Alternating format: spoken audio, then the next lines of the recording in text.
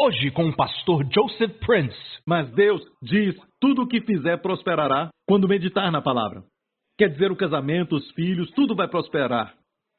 Amém? E algumas pessoas, quando começam a ter problemas no casamento, problemas com os filhos, a última coisa que eles procuram é a Bíblia Sagrada. E muitos nem abrem a Bíblia, mas vão à igreja no domingo. Isso é bom. Isso é muito bom. E eu sou da New Creation. Uau, isso ainda é melhor. Tem muitas igrejas boas, certo, no mundo inteiro, e aqui também, mas me alegro porque você está aqui, porque está escutando o que eu tenho a dizer. Eu não sei o que os outros estão dizendo, mas você está ouvindo o que eu digo, sabe? Mas tem muitas igrejas boas por aí, ok? E nunca vá a algum lugar achando que você é o melhor, ok? Nós somos alguns dos melhores.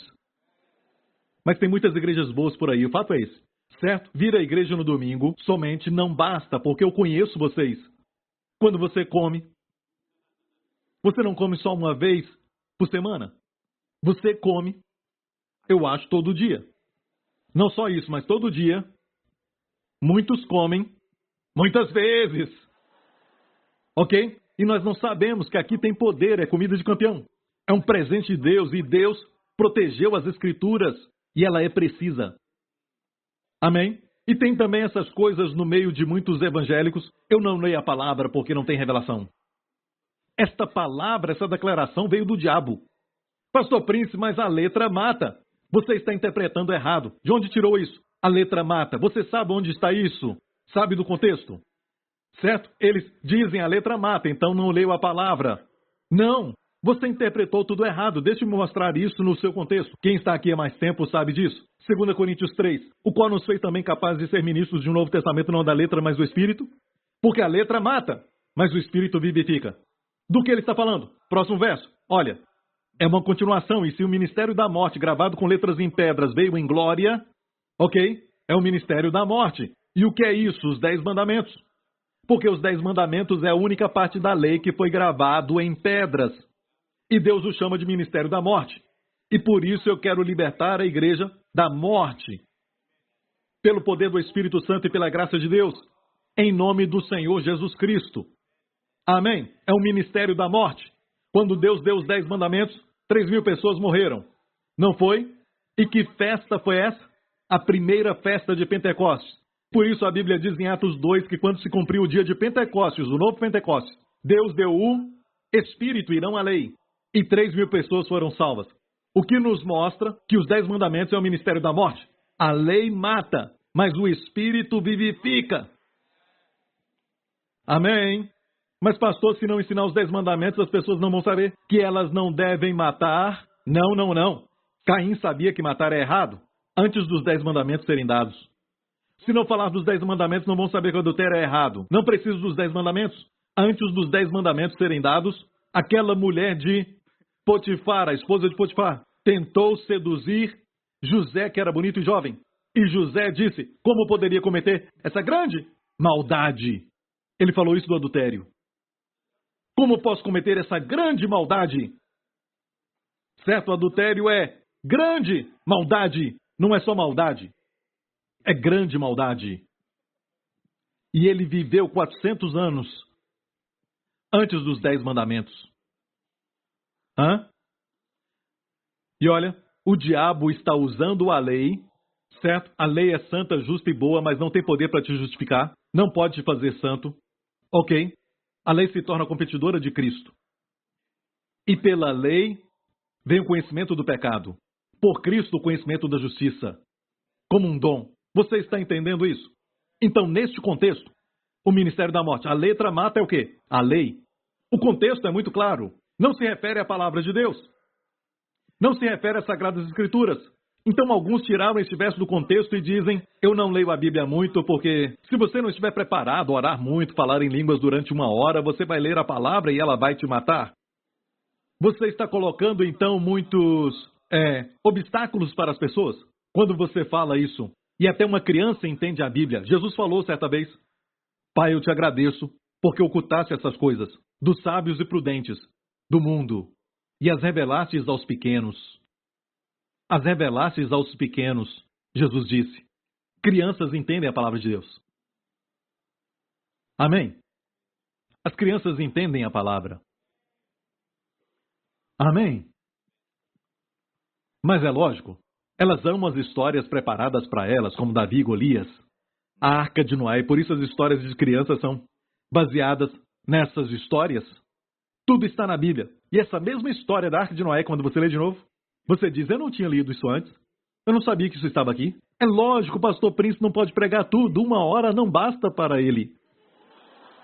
Não, ninguém fala isso, na verdade, mas essa é a beleza de ter muitas igrejas por aqui. Se você não gosta da nossa igreja, você tem muitas outras boas igrejas para escolher. Libere um espaço, por favor. Quero que as pessoas desfrutem da palavra de Deus por 1 hora. Mas olha isso, 1 hora passa tão rápido, você sabe disso. E não é verdade? Então nós vimos como as pessoas interpretam mal a letra mata. Certo? Entendeu? Vamos ver como os apóstolos valorizavam as escrituras. É só a ideia ou palavra por palavra? Sabe, o Salmo 22 é um salmo famoso. Certo? É um salmo que começa, meu Deus, por que me desamparaste? O salmo do Messias, escrito 1000 anos antes de Jesus vir. Como um bebê, nascido como humano. Ali fala do clamor do Messias, e neste salmo você vai ver, furaram as minhas mãos e os meus pés. Furaram as minhas mãos e os meus pés. A crucificação não era o tipo normal de executar um criminoso naquela época.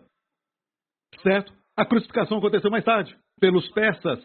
Os romanos pegaram aquilo e fizeram pior. Era a pior forma de morte lenta, conhecida ao homem. Ainda é a pior. Não uma das piores, mas a pior forma de morte lenta. É a crucificação.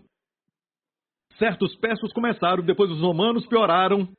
Mas isso aconteceu muito depois que o Salmo 22 foi escrito. Durante a época de Davi, a pena de morte era apedrejamento e não por crucificação.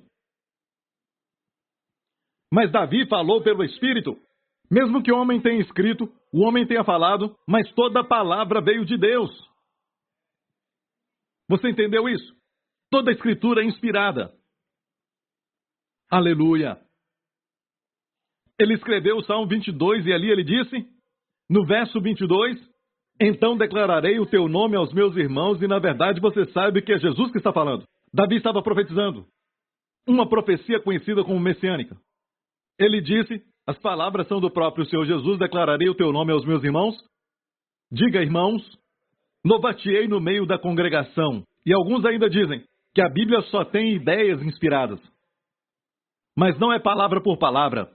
Quero te mostrar agora mesmo como os apóstolos viram as Escrituras. Esta palavra, irmãos, só esta palavra. Olha como essa palavra chama tanta atenção, só esta palavra dos Salmos.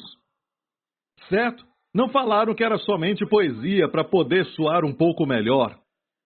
Sabe, desta palavra, o apóstolo Paulo, que eu creio que foi o autor de Hebreus, escreveu Hebreus 2 e disse por quê?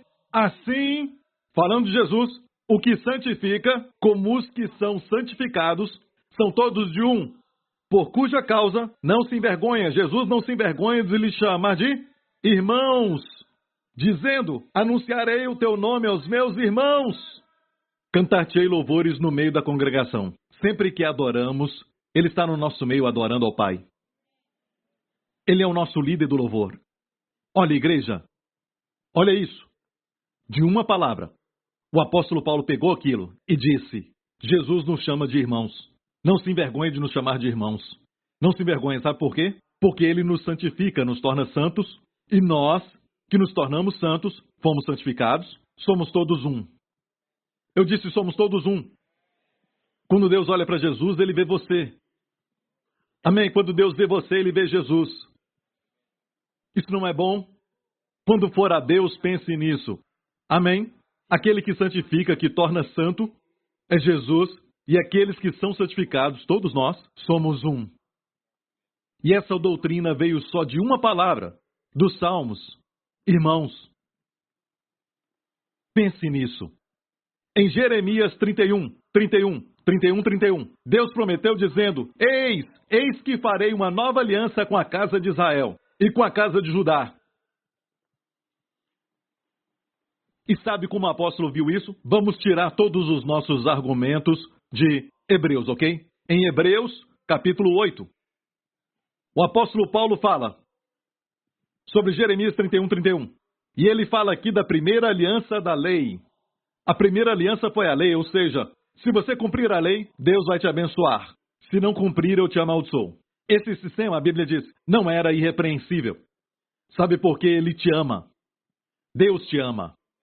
Porque se aquela primeira for irrepreensível, nunca se teria buscado lugar para a segunda.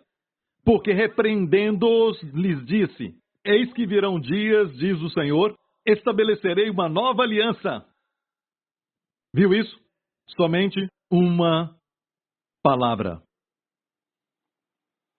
Alguns dizem, por que se preocupar com uma palavra? Não sabia que a Bíblia é só ideias? As ideias são importantes. As ideias são importantes, a verdade é importante, não palavra por palavra. Sabe? Mas não para os apóstolos. Palavra por palavra foi inspirada. Construíram doutrinas com uma só palavra. Uma expressão. Por exemplo, nova aliança.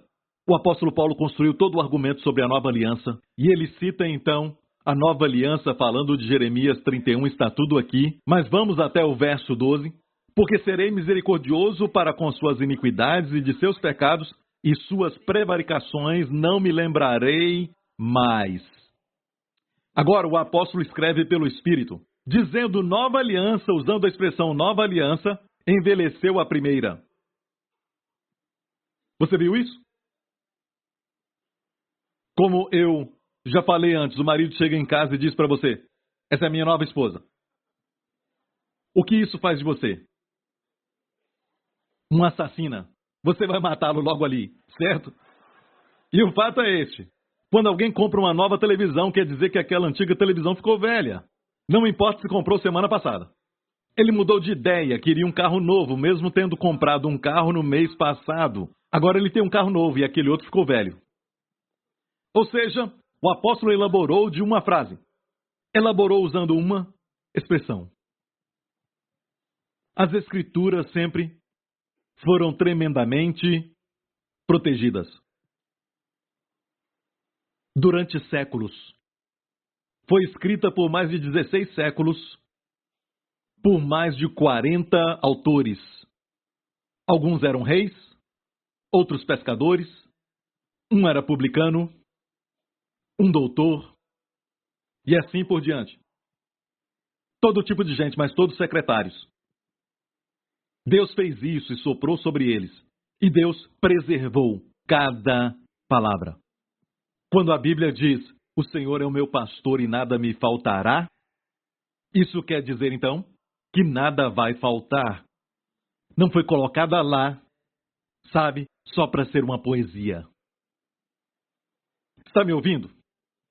Sabe a melhor coisa sobre inspiração? Podemos estudar os textos bizantinos e coisas assim. Como esse texto foi usado pelo rei Tiago para fazer sua tradução e como outras versões fizeram de forma diferente para fazer com que a palavra parecesse mais contraditória. E nós podemos falar sobre isso e podemos ficar aqui durante muitos dias. Mas para mim a melhor autoridade, número 1, que acaba com toda a discussão, é o Senhor Jesus Cristo. Como ele via as Escrituras?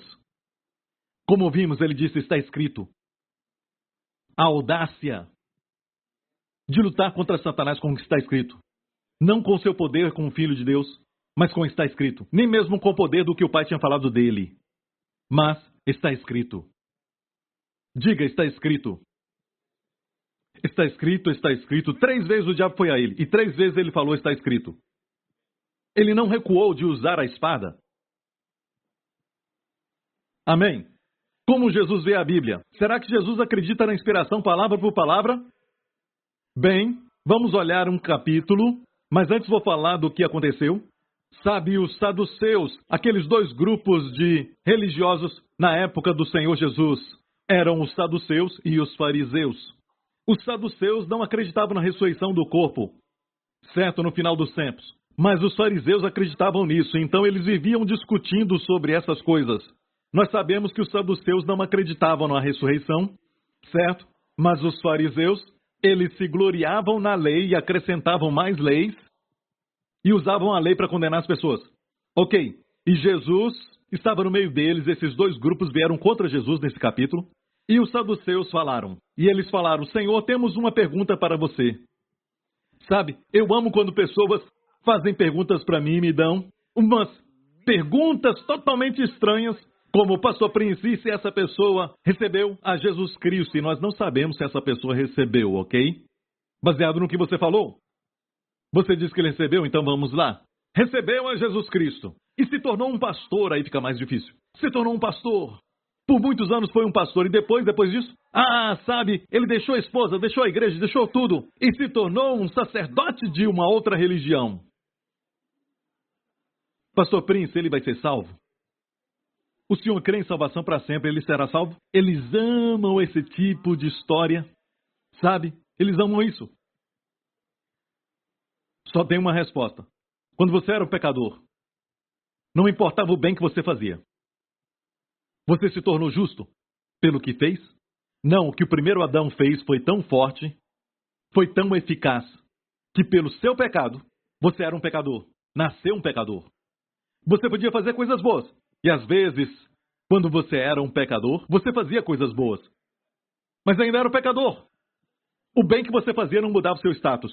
Agora, se você nasceu de novo por causa do último Adão, graças a Deus pelo último Adão, glória a Ele. Pela obediência do último Adão, fomos feitos justos. Agora você diz que quando pecamos, nos tornamos injustos. Isso é muito esquisito. Isso é fazer Jesus menor do que o primeiro Adão.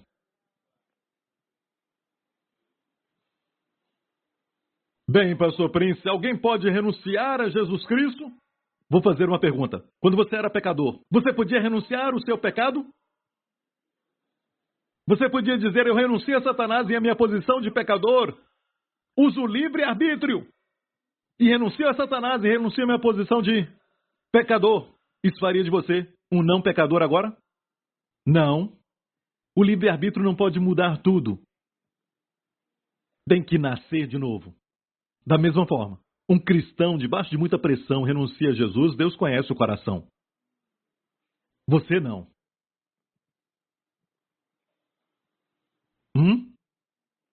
Me perdoa. Aceitou Jesus, está salvo para sempre. Ok, Jesus mesmo disse, certo? Eu os tenho em minhas mãos e eles nunca perecerão. Meu Pai, que é maior do que todos, os tem em suas mãos. E ninguém, a palavra homem ali foi acrescentada às Escrituras. Ninguém, diabo ou diácono, ninguém pode arrebatá-las das mãos do meu Pai. Eu creio no Senhor Jesus. Eu creio que quando a Bíblia diz que quem crê nele tem a vida eterna, eu acho que eterna é eterna. Eterna não é até o próximo pecado. Ou até o pecado que você acha. Não, não são todos os pecados, mas o pecado que você pode perder a salvação. Quer dizer que até mesmo o pecador tem coisas boas que ele faz e o faz justo. O que é isso? Não. A única forma é nascer de novo. Está me ouvindo, igreja? Está aprendendo? Vamos ver o que Jesus pensa. Os saduceus vieram e eles não criam na ressurreição. E disseram, um homem tinha uma esposa e eles não tinham filhos. E este homem morreu. E a tradição na época é que o irmão mais novo tinha que casar com aquela mulher. Então imagina isso. Quando o irmão mais velho casava, os mais novos ficavam olhando. Eles seriam os próximos. Se o irmão morresse, eles tinham que assumir para dar semente para a família. Continuar com o nome da família. Então o outro irmão casou com ela para dar semente, mas não tinha filhos e morreu. Certo? O terceiro casou e morreu. O quarto também casou e morreu. A história desse povo é sempre uma história muito estranha. Pensaram que iam pegar Jesus com isso e disseram, 7 irmãos morreram. Todos morreram. Sabemos que essa história não é verdadeira, mas queriam pegar Jesus com isso. Jesus cria na ressurreição.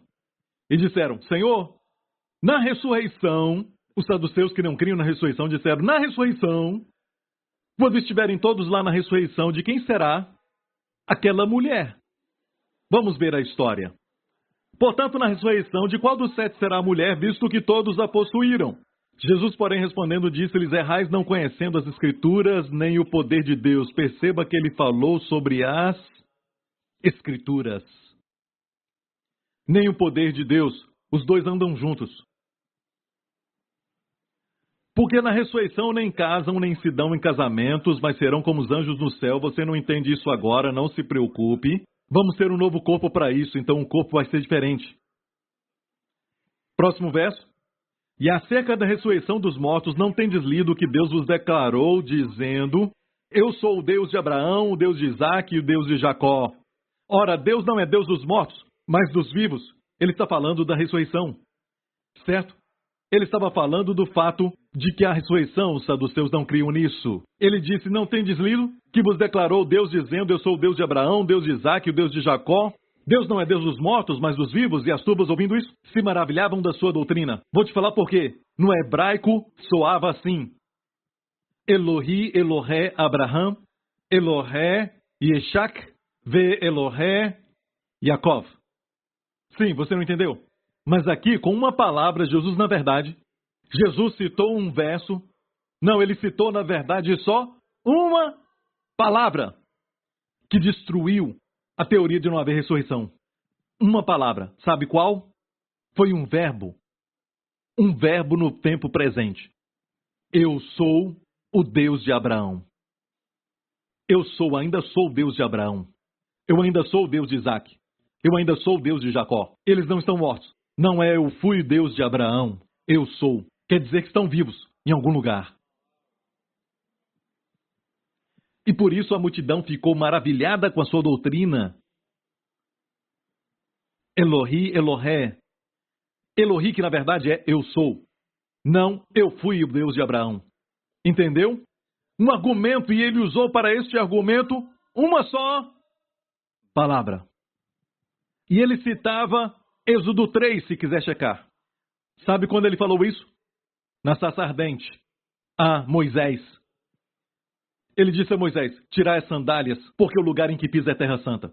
E ele disse: eu sou o Deus de Abraão, o Deus de Isaque. Naquela época, Abraão e Isaque já tinham todos morrido.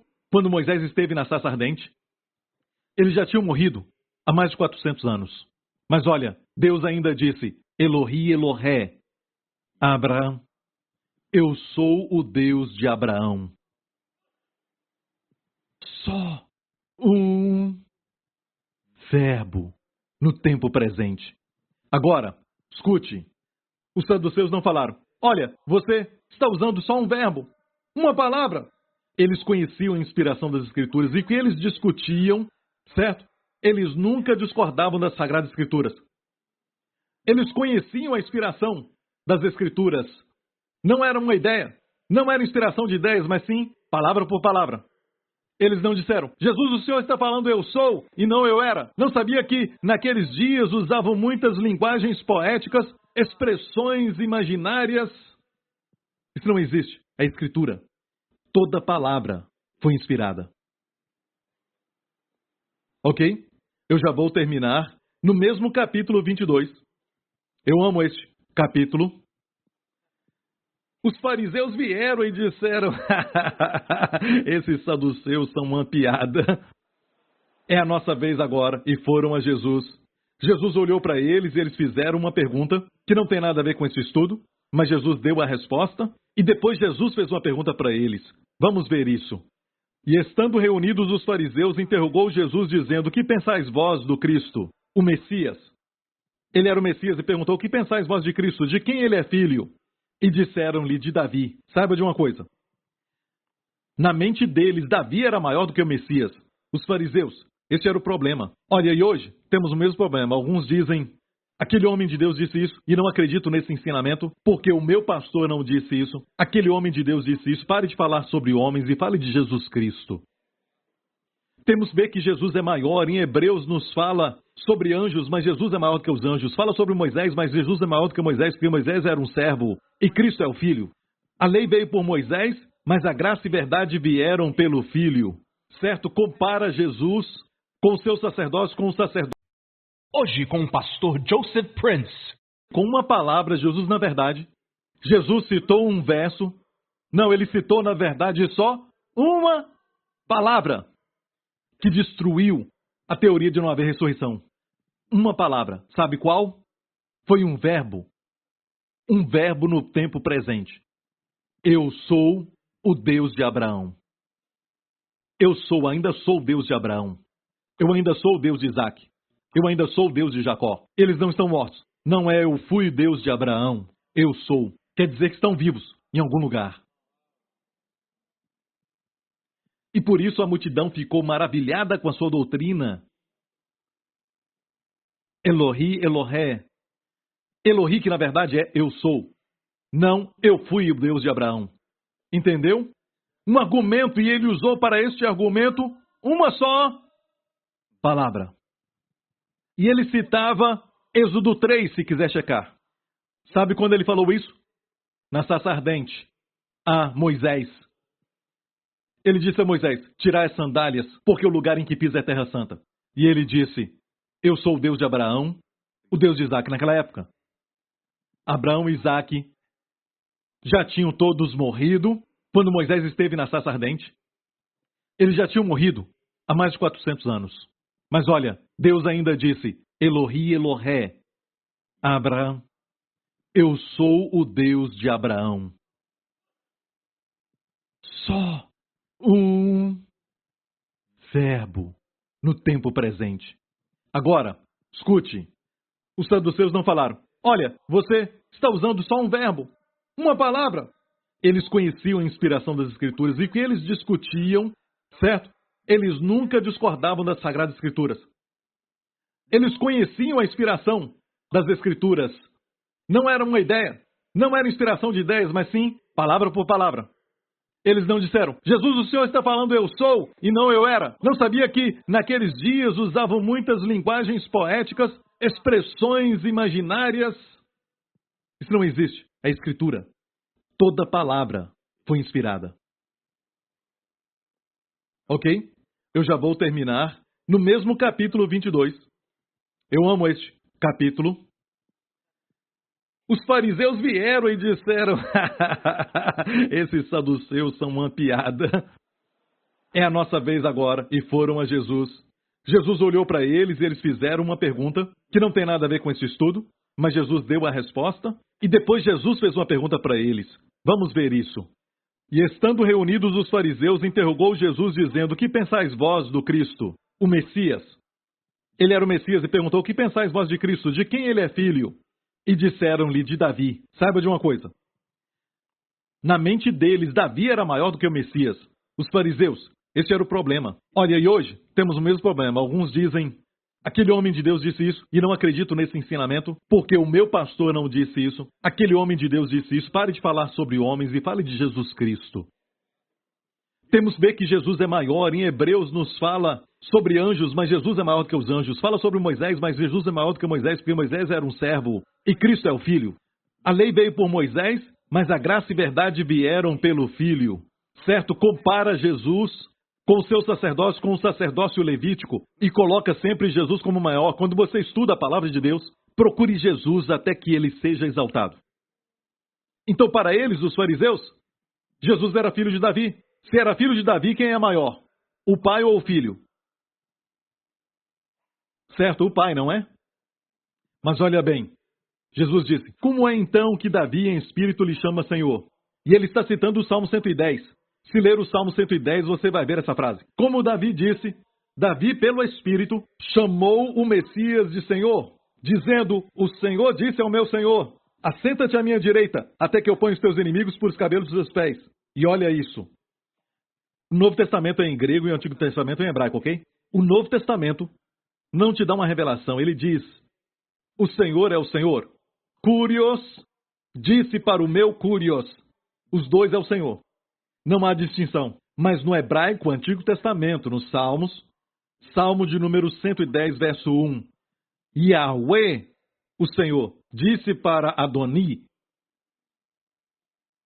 Então, temos duas pessoas aqui, duas pessoas divinas. O pai e o filho. Davi disse, chamando o filho, Adoni, meu Senhor. Então, como pôde Davi ter sido maior do que o Messias? Quando Deus chamou o Messias, Adoni. Próximo verso. Se Davi, pois, lhe chama Senhor, como é seu filho? E ninguém podia responder-lhe uma palavra. Nem desde aquele dia ousou mais alguém interrogá-lo. Ok? Então, ele arguiu de Yahweh, uma palavra, é um nome. Adoni, outra palavra. Nenhum fariseu disse, você está usando o nome, e às vezes Deus usa Adonai, às vezes ele usa El Shaddai. Não, não, não. Há uma razão por que certos nomes aparecem. A Bíblia não é meio inspirada. Ok, por causa do tempo eu vou falar algo sobre as Escrituras. Muito bom, e você está preparado para isso. Já vamos terminar. Provérbios 4.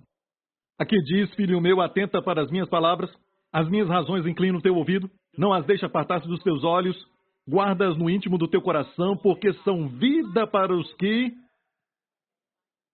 acham. E o quê?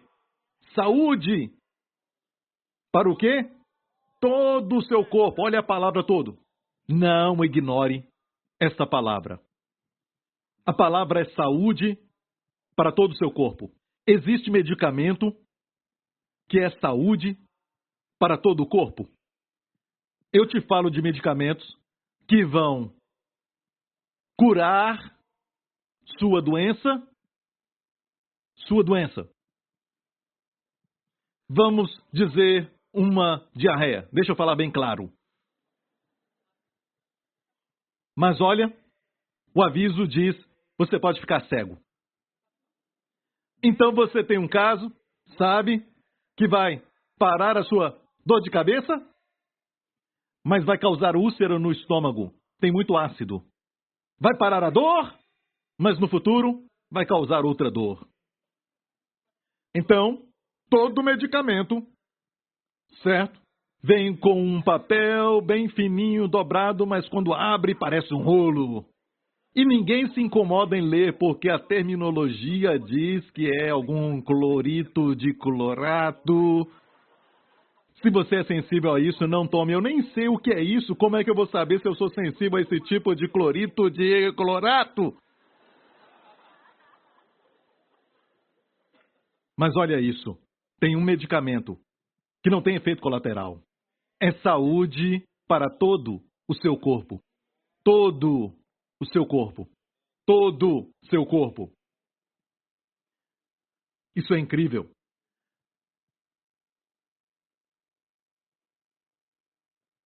Dr. Norman Peale, um autor conhecido, um pastor de uma igreja maravilhosa na cidade de Nova York. Ele fala no seu livro O Poder do Pensamento Positivo. Eu li isso anos atrás.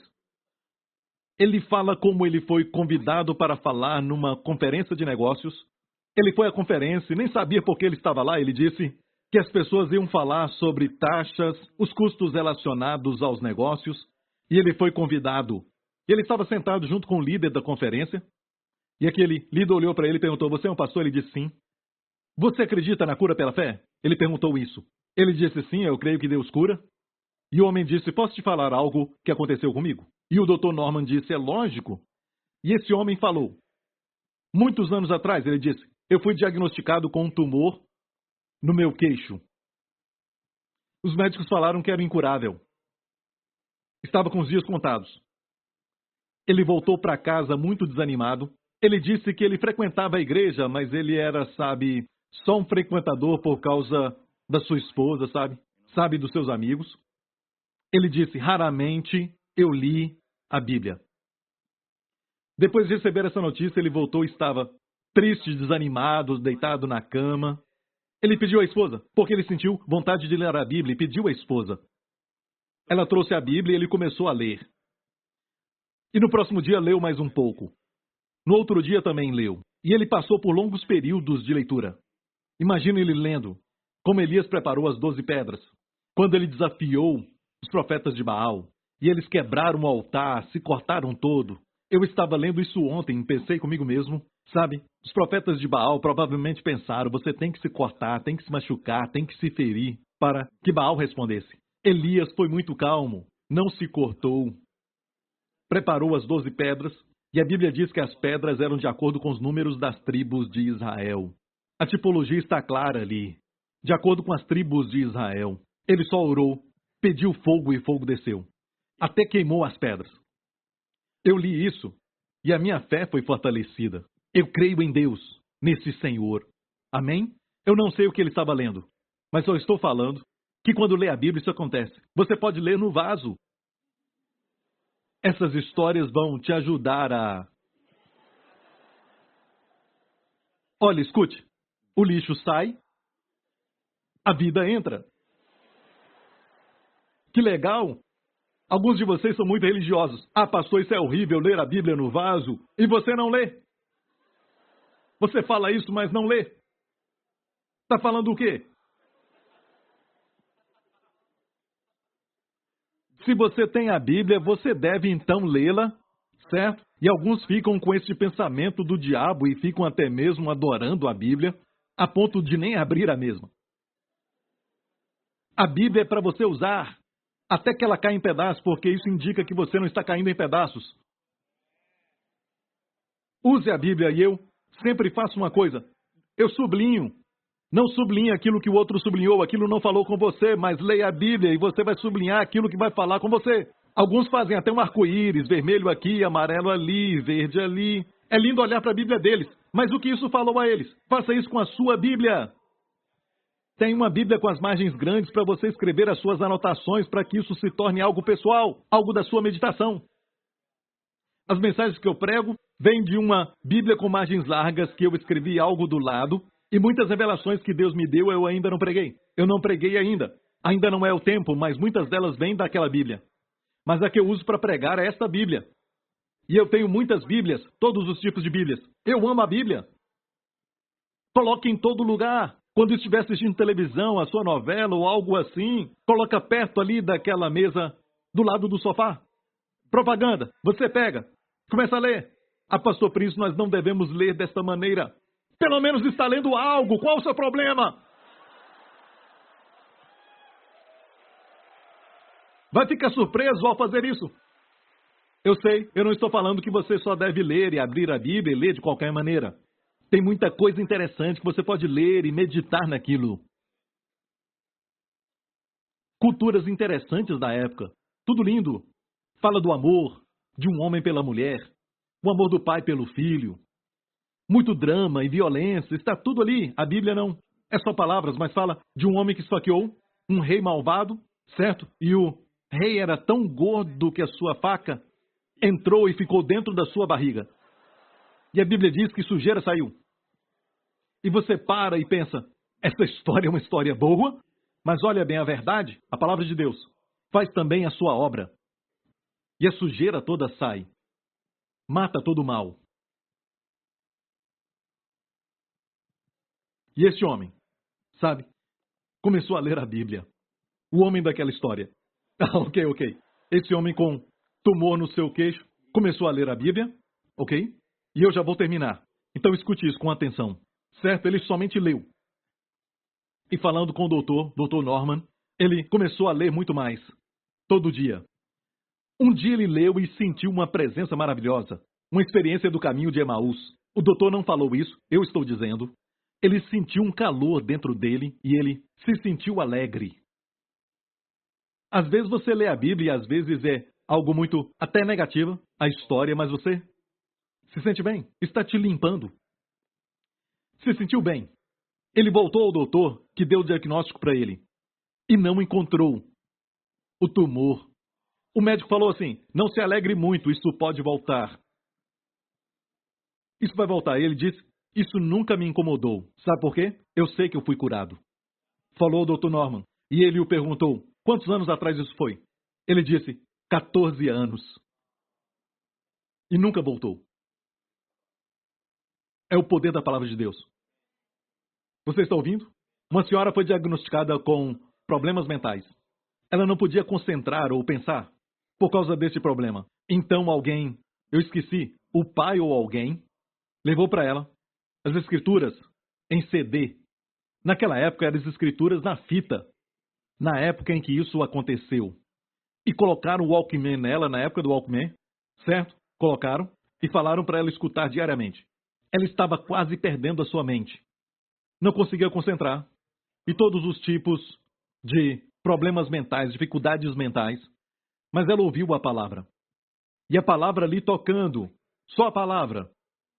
Eu não sei por quanto tempo, mas depois de um certo tempo, certo? Aquela mulher, tudo sobre ela, a sua mente, ok? Todo o problema saiu. Sua mente voltou a ficar sã. Você está olhando para alguém que teve esse problema. Certo? Eu sei, você não acredita. Minha concentração é tão boa, sabe? E o que eu estava dizendo? Sim, a minha concentração é tão boa, mas o fato é este. Eu também passei por isso. Eu tive algumas dificuldades e ficava distraído. E eu tive problemas mentais, e você pode ler sobre isso em Destinados para Reinar. Mas continuei ouvindo a palavra. Naquela época era fita. Bíblia em fita cassete. Continuei ouvindo. Eu ouvia dormindo, até doente. Especialmente agora. Deixo a Bíblia tocando a noite toda. Mas, pastor, você nem está ouvindo. Meu espírito está. E o espírito nunca dorme. Amém. São vida e saúde para todo. Para o nariz, os olhos, para o fígado, para os rins, para a próstata, para os intestinos, para toda parte, todo o corpo. Beneficia todo o corpo. Jonathan Edwards. Já vou terminar. Jonathan Edwards, conhecido como o teólogo mais importante da América, um incrível homem de Deus. Jonathan Edwards disse essas palavras. Como acontece, eu não sei. Mas percebi que durante a época em que li mais as Escrituras, eu me senti com mais vida e com mais saúde. Saúde é lógico para o corpo. Eu me senti com mais saúde. Quanto mais ele lia as Escrituras, ele não sabia como acontecia. Nem eu sei. Então, igreja, não é suficiente só dizer, sabe? Mas você pode colocar essa Bíblia em todo lugar? Ok? Vamos ver João 15:3, último verso. Vós já estáis limpos.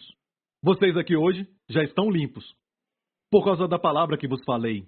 Escute, em João 13, Jesus tinha lavado os pés dos discípulos. E Pedro então disse, quando ele tentou impedir que Jesus lavasse os seus pés, Jesus disse, você não vai ter parte comigo. E Pedro disse, Senhor, não somente os meus pés, mas também as minhas mãos e minha cabeça. Dizendo, o que eu faço também é sujo. E o que eu penso também é sujo. Então lava minhas mãos e minha cabeça. E Jesus falou essas palavras. Certo? João 13, Jesus disse, aquele que se lavou, precisa só lavar os seus pés. Porque está completamente limpo. Se você tomou banho, tomar banho aqui é o novo nascimento. Quando você foi salvo, você foi regenerado pelo Espírito Santo. Este banho é uma só vez. Agora é necessário lavar os pés. Duas palavras diferentes. Banhar aqui é luou, lavar é nicto. Você tem que lavar os pés, o caminhar. Porque depois que se banha, você está completamente limpo. Certo? Estais limpos, mas nem todos. Falando de Judas, pois ele sabia quem o trairia e disse, nem todos estáis limpos. Então, voltando um pouco, quando você se banha, precisa lavar só o quê? Pé. João 15:3 diz o quê? Aqui diz, vós estáis limpos pela palavra. Só ouvindo a palavra, você fica limpo. Está ouvindo? Só ouvindo a palavra, você fica limpo. Não precisa entender. Quanto mais lê, mais vai entender. É como oração. A melhor forma de aprender não vem de livros. A melhor forma de aprender é orando. Quanto mais orar, mais vai aprender a orar. A melhor forma de aprender a Bíblia é lendo. Comece a ler. Tem um livro que eu posso recomendar para ler e começar. Não o Evangelho de João, este eu recomendo muito. Mas se você nunca leu a Bíblia, Evangelho de João, eu recomendo muito. Mas para quem quer crescer na fé, tem um livro para começar a edificar sua fé. Certo? Moisés escreveu este livro para a próxima geração. A geração anterior, por causa da descrença, pereceu no deserto. A próxima geração chegou e por causa deles e de todos nós, Moisés escreveu o livro que foi escrito para edificar a fé. Naquela nova geração. Foi quando Moisés escreveu o livro. Sabe qual foi? Para edificar a fé? Gênesis.